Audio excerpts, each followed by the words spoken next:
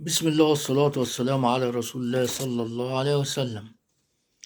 النهاردة انتهت مباريات الأسبوع التاسع للدوري العام لكرة القدم المصري.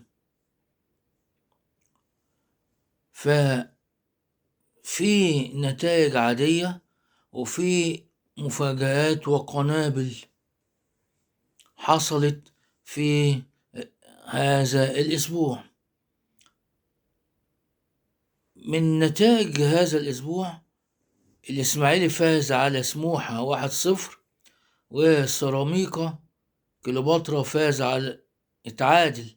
سيراميكا كليوباترا تعادل مع اتحاد سكندري 1-1، وبيراميدز فاز على زد 1-0. والأهلي من المفاجآت إن الأهلي تعادل مع فاركو 1-1. وانا قاصد بقول الاهلي تعادل مع فاركو لان فاركو كان ليه فرص كتيرة، خاصة في الشوط التاني فرصتين تقريبا كان ممكن تغير النتيجة. شناوي تألق فيه كورتين صدهم كان ممكن يقلبوا النتيجة.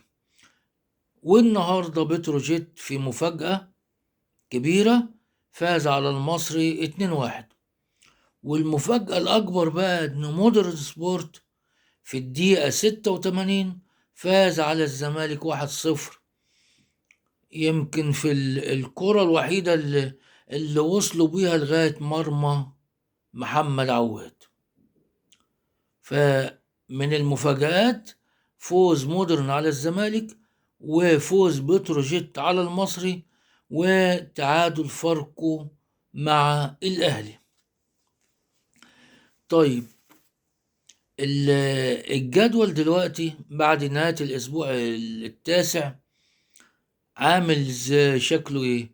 بيراميدز على الصدارة ب20 نقطة،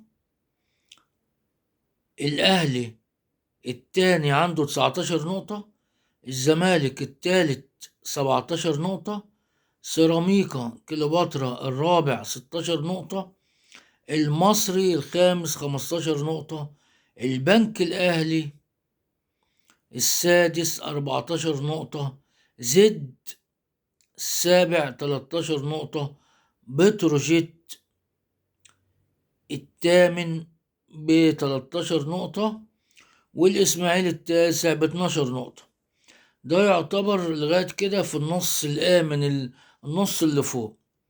النص التاني بقى اللي المفترض بيبقى عنده مشاكل، اللي هو فاركو العاشر 11 نقطة، طلائع الجيش ال11 ب11 نقطة، الاتحاد السكندري ال12 ب10 نقاط، حرس الحدود ال13 ب9 نقط، سموحة ال14 ب8 نقط، غزل المحلة 15 ب8 نقط، انبي ال16 ب7 نقط، مودرن سبورت ال17 ب7 بونت. وفي ديل القايمة الجونة ال18 ب6 نقط. فلو استمر الحال على كده هيبقى في خطورة كبيرة لفاركو وطلائع الجيش والاتحاد السكندري، خاصة الاتحاد السكندري اللي هو ما ينفعش يبقى مكانه ال12 بعد 9 أسابيع. الموسم الماضي كان الاتحاد السكندري بينافس لغاية يعني أكتر من بينافس في الأسابيع الأولى، فده مش مكانه.